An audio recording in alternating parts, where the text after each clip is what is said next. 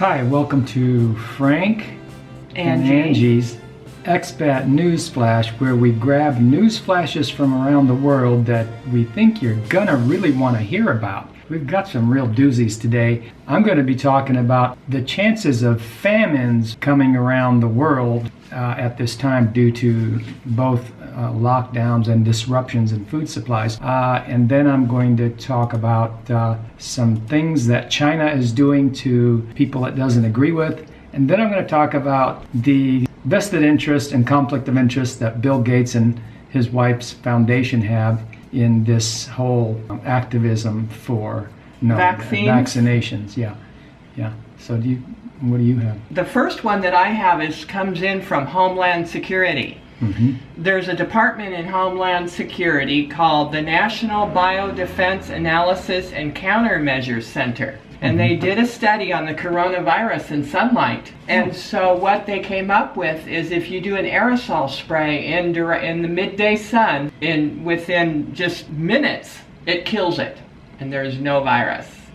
It's just a preliminary results. They're saying it's not proven, but to me, that's proven. Is there more detail? Was it sunny where they sprayed it? Yeah, it's in the midday sun and it's sunny. Yeah. Okay, yeah. The virus dies the quickest in the presence of direct sunlight under these conditions. And when you look at that chart, look at the aerosol as you breathe it. You put it in a room, 70 to 75 degrees, 20% humidity, low humidity. It lasts, the half-life is about an hour. But you get outside and it cuts down to a minute and a half.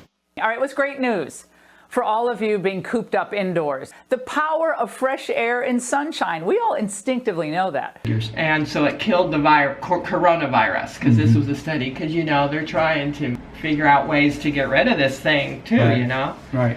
I just think it's the same thing with people going out into the sunlight and being in the sun and the heat. And it's consistent with the idea that as people come out of winter, and the flu season usually tends to be in winter season, and then they tend to subside. So yeah, it's consistent with that. That's pretty easy to understand. So get out there in the sunlight.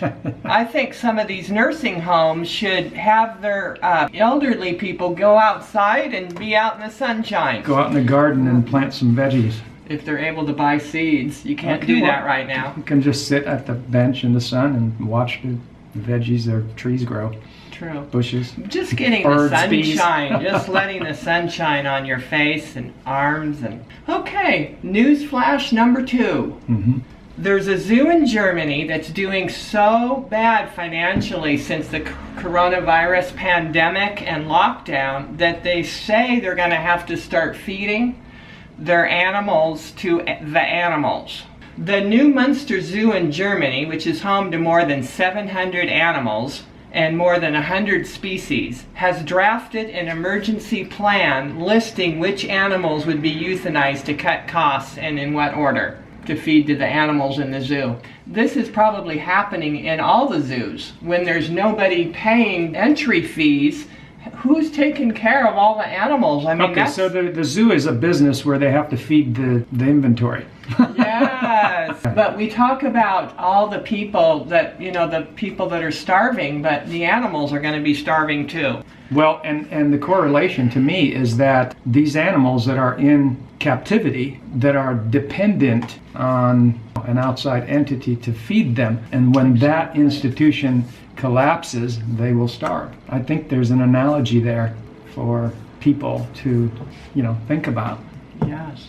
Okay, and news flash number 3. Crimes such as burglary and violence have come down by 20% in the UK, and then as I was looking at this, I saw that it's come down in Los Angeles too, since the coronavirus pandemic and lockdown. However, they fear that crime is just going to go back up if the lockdown remains in place much longer. The Prime Minister Boris Johnson said that the people are tired of being cooped up. Well, can you blame them? Okay, so crimes are down during lockdown. I guess that's one, you could say, positive aspect of a lockdown, but unfortunately it's like cutting your nose off to make your face look better or something. Well, he did say if it goes on much longer, their cyber crime goes up. Mm-hmm. Hacking. Oh, right, yeah, you can't go out. People are at and home. Crimes, stay home and do it. All right, so where are famines likely to happen in the world, and why would they be happening right now anyway? We know that there's been a lot of talk, and we have discussed a little bit in some of our previous videos, the potential for things going that bad if things go further with these lockdowns. But I wanted to touch on how some of these disruptions that are happening and how they're happening, where they're happening, and what the consequences are. You know, over the past several decades, the organization of the entire world of food supply from farm to consumer has been reorganized from local farms into a kind of a global distribution known as agribusiness. And I've studied and have known of agribusiness and agri-farms. In the US, a lot of this agribusiness, a lot of the vegetables and everything comes from specific areas in the states like California and Florida. You know, with most of the world in lockdown over the fears of spread of this virus, that global food supply chain is in danger of catastrophic breakdown. And here's how. The consequences of that would dwarf deaths by the virus itself by orders of magnitude, yet governments seem oblivious. All right, so long story short, this agribusiness model is such that these corporations use this Rockefeller technique of developing sort of a big monopoly in an industry where they're majority owners and they control all the distribution, or the majority of the distribution, so that food supply centers, which are, you know, basically corporately intertwined, the food supply chain is such that, you know, if this is how you get your food from the store, we're basically dependent on these monopolies, and if anything happens to them, which is what's happening right now with this COVID thing and the shutdowns of the factories, you know, your food supply is going to be, you know, cut off. Yeah, I mean, you may have food shortages, and I say you may have. You more than likely, it looks like you are going to potentially have food shortages if the lockdowns if this keeps up. So this is a serious matter. Serious. And you know, so I brought these into the Expat Newsflash because it's super relevant. You've got the potential of a big famines brewing. Where would you be safe? Well, I would say anywhere where there's no huge agribusiness model, where there's a lot of, you know, mostly it's going to be small countries, places like Ecuador, Costa Rica, and just any small country. Panama's not too self-sufficient in food. They unfortunately import a lot of food, so you have to be careful with that. All right, so this brings back that nobody can buy seeds either now. You're talking about the meat deprivation processing plants. Well, when you couple that with shutdowns and people not being able to buy seeds, I made a different video about people needing to be prepared before these kinds of emergencies or pandemics, whatever you want to call them, before these kind of things come down. And I hope that they take this moment in time where they're not as busy with work to realize there are forces at work that work against us and against our liberties and our freedoms. Speaking of which, one of my favorite hobbies was growing my food. People in Ecuador didn't understand where the vegetables were so cheap. Why do you want seeds to grow food? It's so cheap here. They don't understand the difference between growing your own and being dependent on other people and buying it, and you know, and then you get these problems that you have no control over. So control over your food supply, folks. Not necessarily saving $1. That's not it. And it's control over the quality of the food and control over the supply of the food. That's what it's all about, and freedom and liberty and everything else that goes with it. Okay, so talking about that freedom and you know, thinking for oneself. Report: China traps human rights activists, religious believers in mental hospitals. Human rights watchdog Bitter Winter on Saturday criticized the government of China for its long-standing but increasingly abusive practice of classifying human rights activists and religious believers and other dissidents as mentally ill and holding them in psychiatric hospitals where they are kept docile with drugs. Bitter Winter described one impoverished man who journeyed to Beijing to ask the government for help and wound up in a mental hospital. Now, this is really interesting to me. 3 generations of a family lived together in extremely impoverished conditions in a village administered by Zibo City in the eastern province of Shandong. On top of that, the wife of the head of the household is disabled, so he has repeatedly applied to the local government for subsistence allowance, but was refused each time. In 2018, the man decided to go to Beijing to petition the central government. Instead of solving his family's problems, he was arrested by Public Security Bureau officers and taken to a psychiatric hospital.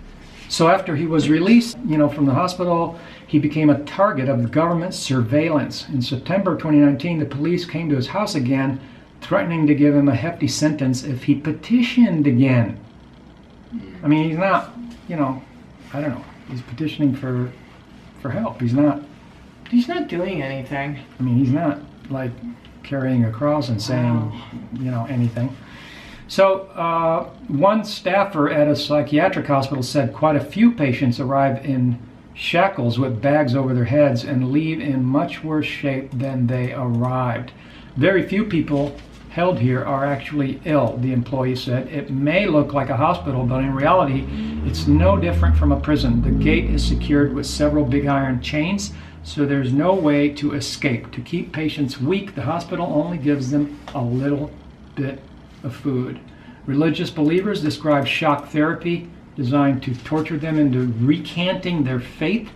So there you have it. You can just, you can read the rest of the article, but you don't, you see all this fake news, you don't hear any of that stuff. I thought you want to know that all is not what it seems. It's just something that people need to know. They need to know what this place is like, because there's so much news right now about, the WHO and China and the money and all this. Speaking of that, on my third expat news flash, we're talking about the conflict of interest. Apparently, Bill and Melinda Gates Foundation, I'm going to summarize it and shorten it for you. They've been caught with conflict of interest. They have done some research on who the actual beneficiaries of the foundation are. It turns out it's Bill and Melinda and Warren Buffett are like 50% major or 73% major beneficiaries of the foundation, and it turns out that they give money to health institutions around the world, in Europe, and they and the WHO, millions of dollars. You can click on the article, but it turns out that they also support big pharma companies. There's like a half a dozen big pharma companies that they support. So there's a clear conflict of interest. When you see a guy that made his money in technology, and he came up in the 70s when there was not as many regulations and stuff,